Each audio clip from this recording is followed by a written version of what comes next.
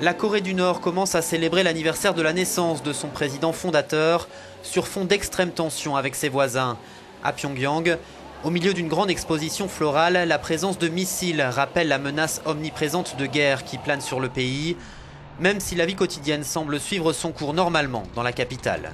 Le régime a annoncé que si le Japon interceptait un missile lancé par Pyongyang, il risquerait d'être plongé dans des flammes nucléaires. John Kerry en visite aujourd'hui à Séoul a mis en garde la Corée du Nord contre toute tentation d'un tir de missile. Il s'agirait d'une énorme erreur selon le secrétaire d'État américain. C'est pourquoi il a fortement encouragé la Chine à calmer son voisin. Nous défendrons nos alliés. Nous serons aux côtés de la Corée du Sud, du Japon et des autres contre ces menaces et nous nous défendrons. Et Kim Jong-un doit comprendre, et c'est le cas je pense, quelle serait l'issue du conflit.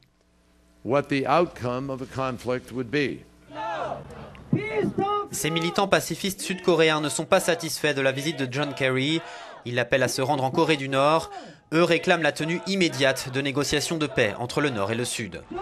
La Chine a nié avoir renforcé son dispositif militaire à la frontière avec la Corée du Nord.